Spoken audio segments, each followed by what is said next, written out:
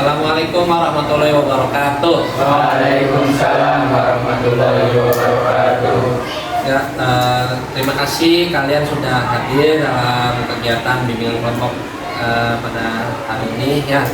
Bagaimana kabarnya pada hari ini? Alhamdulillah baik ya. Juga kita semua selalu dalam keadaan yang sehat ya. Baik ya. Oke.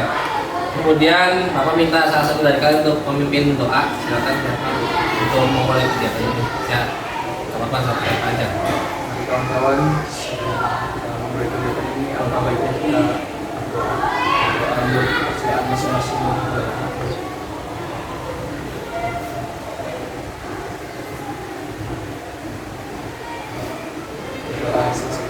Terima kasih. Oke, mudah-mudahan dengan doa tadi kita bisa membuat kelancaran dan juga ada manfaat dari yang akan kita lakukan nanti. Oke.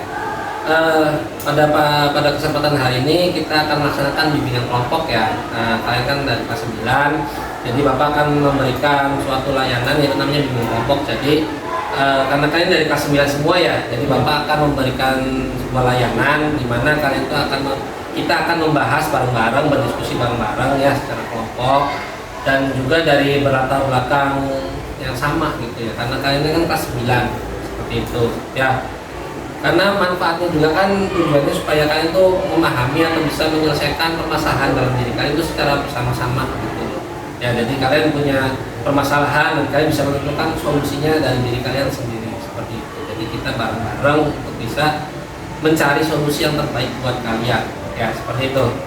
Oke, untuk kesempatan bimbingan kelompok pada hari ini kita akan menjelaskan tentang karir ya, perencanaan karir masa depan ya. Ada yang ingin mengungkapkan apa itu karir? Silakan. Apa itu? Nggak apa-apa. So, karir itu apa gitu menurut kalian? Yang kalian tahu kan tentang karir apa?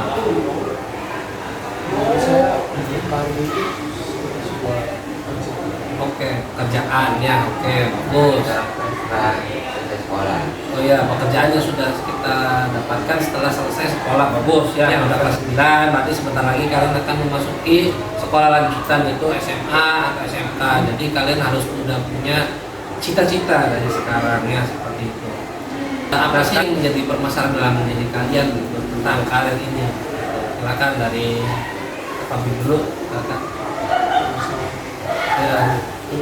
Ya, selama ini yang udah Papi rasakan tuh, sekarang ini apa nih kendalanya atau masalahnya gitu. Orang tua ya. Ya, saya juga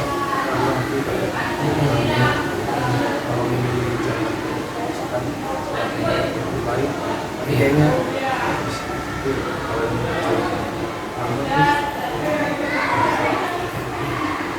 Itu memang salah satu faktor juga ya.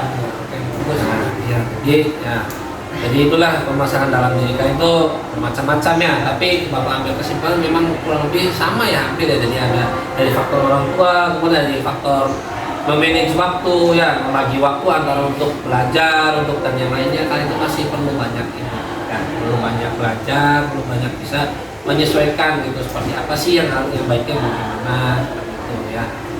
Oke.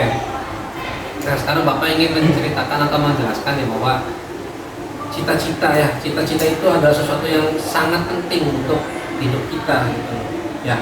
Kalian tuh punya masa depan ya, masa depan kalian masih jauh, masih panjang, jadi kalian harus bisa menentukan dari sekarang gitu. Kalau Bapak sering menjelaskan seperti ini, kalian tuh ibarat adonan ya, seperti adonan bolu. Nah, kalian tuh masih bisa dibentuk adonan itu. Kalau adonan masih bisa dibentuk, masih bisa diolah ya. Tapi ketika kalian sudah masuk ke SMA atau udah ke kuliah misalkan atau ke dunia kerja, itu ibarat bolu itu udah dimasukkan ke oven, jadi sudah harus matang di situ, harus bisa bagus hasilnya ya. Makanya menuju ke oven itu ibaratnya kita membuat adonannya yang baik dulu, yang bagus dulu, yang benar dulu, biar bolunya enak, biar bolunya bahasanya nggak bantet seperti itu. Jadi saat ini nih SMP ini kalian tuh harus bisa mengolah diri kalian itu seperti apa sih, saya nanti kedepannya mau jadi apa gitu bahasanya ya. Jadi Bapak ingin kalian tuh ibarat adonan tuh masih diadon gitu, masih dibentuk ya.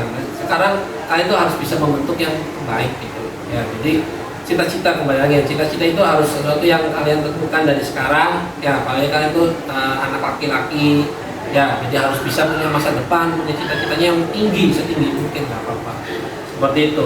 Ya, paham ya sampai sini ya. Ya, harapan positif yang akan Bapak berikan buat kalian itu adalah ya itu tadi, kalian tuh seorang anak laki-laki ya, jadi harus punya sesuatu yang positif dalam diri kalian. Karena kelak kalian tuh seorang laki-laki yang sama seperti Bapak, dulu juga Bapak seperti kalian SMP dulu ya. Jadi kalian tuh kelak akan punya masa depan, akan punya kehidupan tersendiri. Gak selamanya, gak selamanya kalian akan sama orang tua. Jadi kan dari sekarang harus bisa belajar mandiri, bisa belajar berdiri di atas kaki sendiri. Ya, kalian tuh bisa, kalian tuh anak laki-laki tuh punya power, punya kekuatan. Anak laki-laki tuh nggak boleh cengeng, anak laki-laki tuh nggak boleh lemah.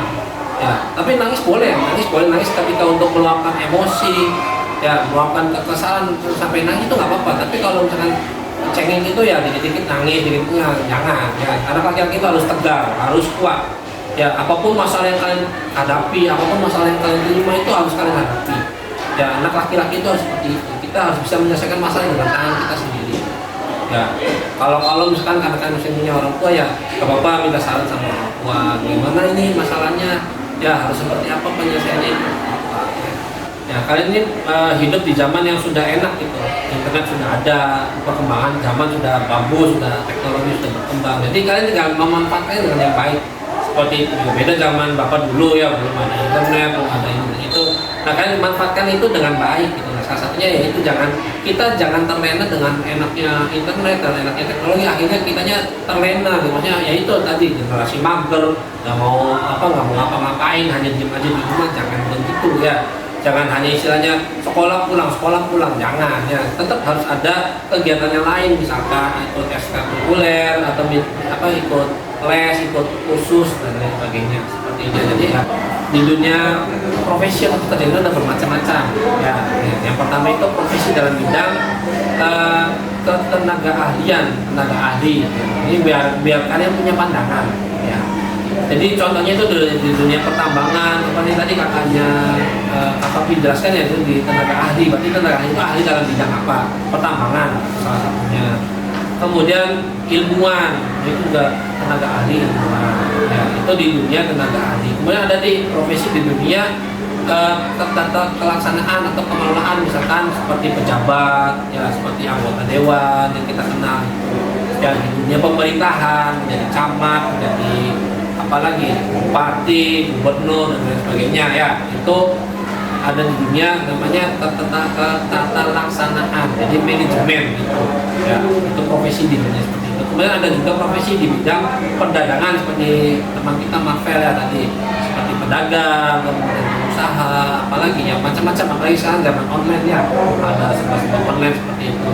Kemudian ada profesi di bidang militer ya, seperti tadi ya, ada polisi, ada tentara, ada apalagi marinir ya, angkatan darat, angkatan laut, angkatan udara. Nah, kalau Bapak lihat sih potensi kan itu ada di dunia seperti itu militer, karena fisika itu sangat bagus ya, tinggi ya, besar ya. Jadi bisa tuh kalau misalkan kalian punya cita-citanya ingin menjadi seorang tentara, itu bagus ya. Aku punya bakat ya. Bakat kalian apa saja? Ya, bakat kalian. Setelah lulus SMP ya, aku mau lanjut ke, nah ini silakan kalian tuliskan satu sekolah saja ya, mau itu SMA atau SMK ya, terserah ya. Itu yang paling kalian inginkan, sekolah yang paling kalian inginkan itu sekolah apa, seperti itu. Kemudian nah, usaha yang sudah aku lakukan selama ini ditulis ya, usaha-usahanya apa nih yang udah saya lakukan, misalkan nanti ikut klub sepak bola. Kemudian yang terakhir ini potensi dalam diriku, jadi di dalam diri kalian itu apa ya? Oh ya, karena fisik saya besar tinggi, jadi sepertinya saya bisa deh nanti kelak menjadi seorang tentara, misalkan menjadi seorang polisi ya. Mudah-mudahan sekali lagi Bapak berpesan ke kalian bahwa kalian harus bisa ya mewujudkan cita-cita kalian, harapan positif kalian itu harus dilakukan. Ya, terima kasih atas waktunya. Kurang lebihnya mohon maaf ya. Akhiri, wassalamualaikum warahmatullahi wabarakatuh.